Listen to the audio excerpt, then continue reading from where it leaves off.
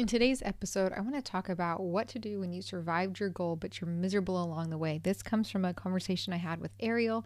You might have remembered her from episode 229 when she talks about going back to doing nursing school. She's got 4 kids around my kids' ages, and she reached out to me and said she was completely miserable. Even though she did it, she got great grades. It was really hard. So she's at a point of evaluating now, like, what does she even want? So if you've ever or in a space now where you have had a hard goal and you're doing it, but you're not sure in the act now that you're in it, that that's actually what you wanted, this episode is for you. I'm going to share the 5-step path from curious to committed that can really help you evaluate where you're at with your goals right now and know what to do in this type of situation. Today's review is from Amanda Bean for Real Life Moms. I love Jessica's real life tips, tricks, and reminders. They are things you can implement easily and in real life with real kids. Motherhood has so many seasons, and Jessica's really great at acknowledging all of them and pointing you to live in your season. Thank you so much, Amanda, for taking time to leave that review. It means so much to me. And if you haven't yet, please head over to iTunes and do that. I would love to get a lot more reviews this year. It's a goal that I have just because I would love more people to be able to find the show, helps inform the show, and I love adding your voice here in the podcast as well. If you think of a friend while you're listening today, please send this episode to them in a text, an email, or share it on social media. Hi, I'm Jessica Jackson, and this is the new way to thrive in motherhood by leaning into who you are, what you love, your unique family situation and personal mission to create a life that you actually want to live. I want to invite you to join me in saying no to the life of the exhausted supermom, burnout, victim thinking, being pulled in so many directions, suffering through survival mode, or being lost in motherhood, and say yes to building strong families and moving forward on our greatest goals in order to create a fulfilling life that we are excited to wake up to each day and become a soaring mother. This is the Thriving in Motherhood podcast.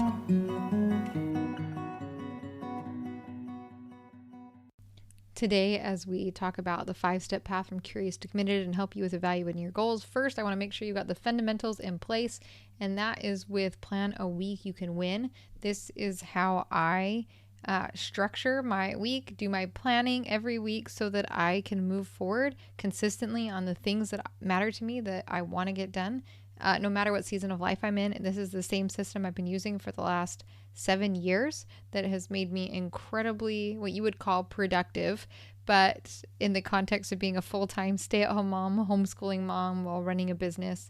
I give you all of my secrets there at Plan a Week You Can Win. You can find that at thrivinginmotherhoodpodcast.com/win. Now, assuming you have your foundation set for how to get things done in a week, or use the Thriving in Motherhood Planner to do so, let's jump in now. And let's say you have you've run the course, you have set the goal, you've done the thing. And I asked Arielle, she said it's fine for me to share her experience.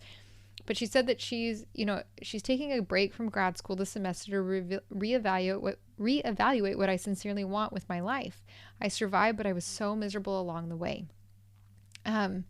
So what happens when this happens, right?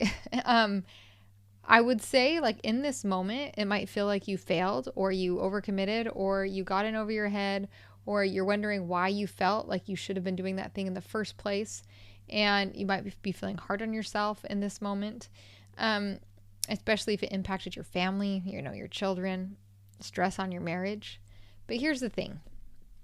It is part of the steps. So I would say Arielle right now is in step 3, but let's talk about this path. So the very first step is curious, right? She was curious about going back to school. You might be curious about running a marathon. It doesn't matter what it is. This year, as you created your vision for the year, you have things that you're curious about that you want to try. So step 2 is to be consistent, right? You set a time frame where you're trying the thing. In this case, she was consistent. She did it for a whole semester. She committed to those classes and she did well in those classes. You might be running the training program for your marathon, whatever it is, right? You start doing the thing, you walk the walk. Step 3 is where we're at here, clarity. Now you have more data to take in, to reflect and decide what your next steps are.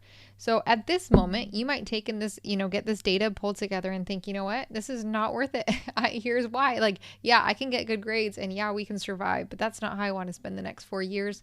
Maybe your why is not big enough. Maybe it's not the right season. Maybe you had to go down that path to find out it was the wrong path and be confident in saying, you know what, this is okay. It is okay for me not to go back to school full time right now with 4 kids. Or it's okay for me not to run a marathon right now. Or you might say, you know what? I actually love it. It's so important to me. Like, even though this is hard, this is so important because I feel very strongly that I need to go become X, Y, and Z. And I feel strongly this is something that's going to teach my family things or my children things. Like, this is important to me.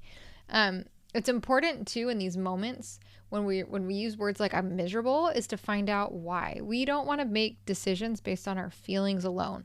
We want to use our feelings as clues to help get our brain engaged and to start looking around and saying like, okay, I felt this way. Why? Was it just my thoughts? Was it unnecessary? Was I bringing in unnecessary guilt or baggage into the situation and everything was actually, everyone else was fine. It was just me who was bringing in guilt. Is it just, or am I just not getting enough sleep? Is that an adjustment I can make? Why is it that you're miserable? Or are you just feeling really bad that you're missing out on your kids' lives and you actually do really want to be there for it, and it's super important for you to be there for it? I don't know. We didn't actually have more. This was just you've heard it. That was our conversation. But these are just things to think about, as you are trying to make decisions and figure out where to go forward. These are the questions that I would like to ask in this clarity phase. Use your feelings to engage your brain, to dig further, to look for clues, to understand why it is that you're feeling this way. And also to look at the impact on your home, on your family. Look at your why, look at what matters. Because in step 4 is where you hit confidence. And you can now move forward confidently to let go or to move forward, to lean in, right? Like, you need to get to this point where you now are committing again, right? You're committing to say, I'm done with this and we're moving on. Or we're committing to say, I am going all in here and it's okay. And in this case, you're going to know more of what that actually looks like. You're going to know what really matters. You're going to be able to make better decisions about what to let go of in your family, like other balls to set down. You'll decide to lean in with what matters, or in the case of a business, like, it wasn't until I had run the track a few times now, it's like, okay, now I am confident moving forward and I actually know what matters. I can set more concrete goals. Okay. And that step 5 is when you're committed. Now you are committed. Now you are kind of doing things, quote unquote, the right way. It's not just about exploration. Now you have more concrete goals. You might set smarter goals. You might set money goals. You might set graduation goals. Like, you might set time goals for your marathon. This is when you up level to that. But we often sit down writing goals, assuming we're writing them at stage 5, at the committed stage, when really you've got to go through 4 stages before you get to that committed stage. And so if you're at the point where you've tried something and you're like, oh, that was not what I thought it was going to be, don't feel like you're a failure. Don't feel like, because you couldn't have figured that out until you got here. You needed to collect data. It is a good thing that you got yourself into this spot. That is excellent. You're just in phase 3. And so now you get to evaluate. Now you get to decide whether you're going to keep going and stay the course. You have a big enough why, a big enough reason, or a big enough vision for this and it fits into your family picture, or you now have data to confidently say, this is not for right now. I'm going to set this down. But the important thing is that you didn't stay stagnant. The important thing is that you did get out there. You did try. You did get your hands dirty. You did collect data. You did experience something that you get to take with you. It's never a waste. It was so important that you did that.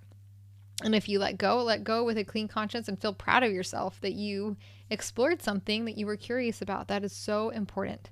And it will inform anything that you do moving forward. You'll take every experience that you just had and it'll move forward with you.